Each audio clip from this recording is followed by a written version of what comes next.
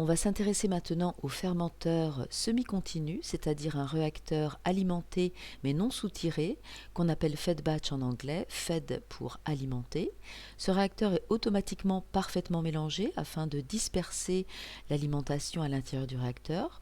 On appellera S indice ça la concentration en substrat dans l'alimentation et on appellera X et S bar les concentrations à l'intérieur. S bar est la concentration en substrat qui est maintenue constante à l'intérieur du réacteur grâce au fed batch.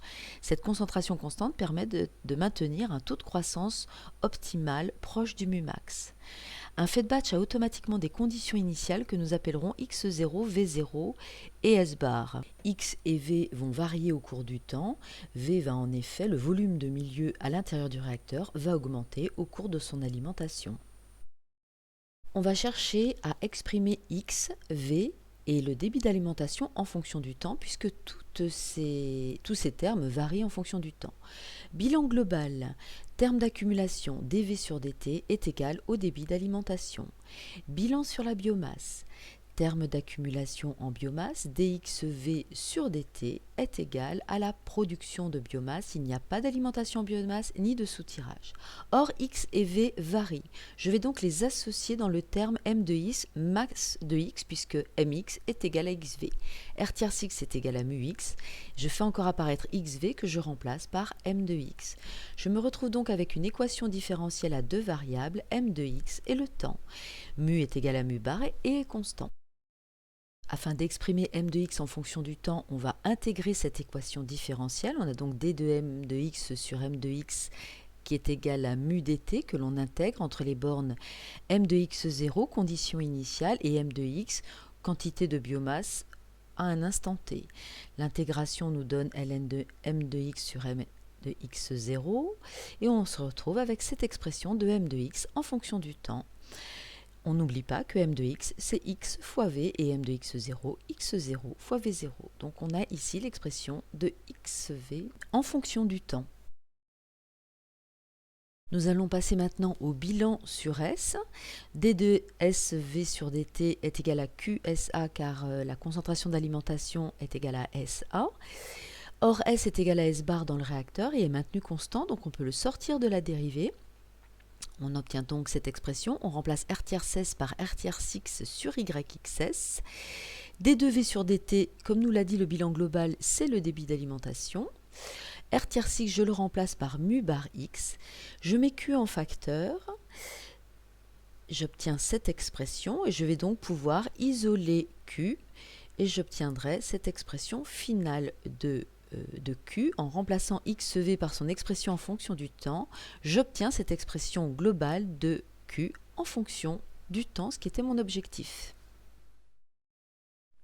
Nous allons en déduire l'expression de V en fonction du temps. On part de l'expression globale d de V sur dt est égal à Q et on remplace Q par son expression en fonction du temps. On est donc ici en présence d'une équation différentielle à deux variables, V et le temps, que l'on va donc intégrer.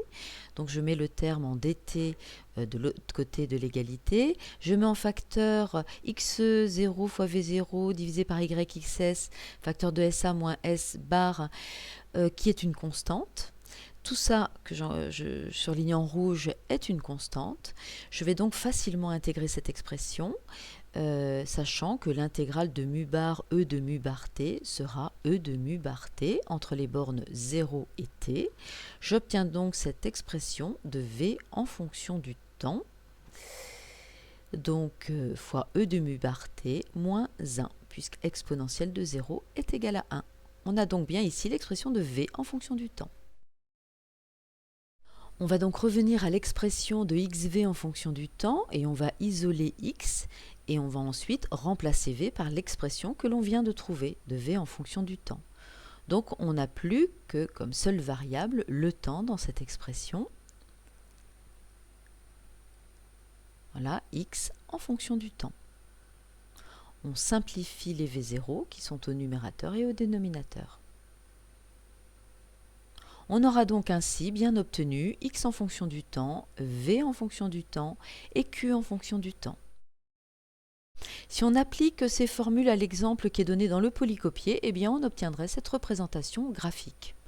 où on voit bien que X varie de la valeur d'environ 5 grammes par litre à 80 grammes par litre, que le volume varie d'une valeur de 25 litres à peu près 120 litres, et que le débit, lui, démarre d'une valeur d'environ 2 litres par heure pour terminer à une valeur aux alentours de 22 litres par heure. Les conditions initiales sont donc bien différentes des conditions finales de fonctionnement de ce réacteur. Cela montre bien que quand on fait un fed batch, il faut bien anticiper le volume final de son réacteur. Ici, il faut que le réacteur soit dimensionné pour pouvoir avoir la capacité de 120 litres de milieu de culture. Par ailleurs, la pompe doit être programmée pour évoluer d'un débit de 2 litres par heure à un débit de 22 litres par heure.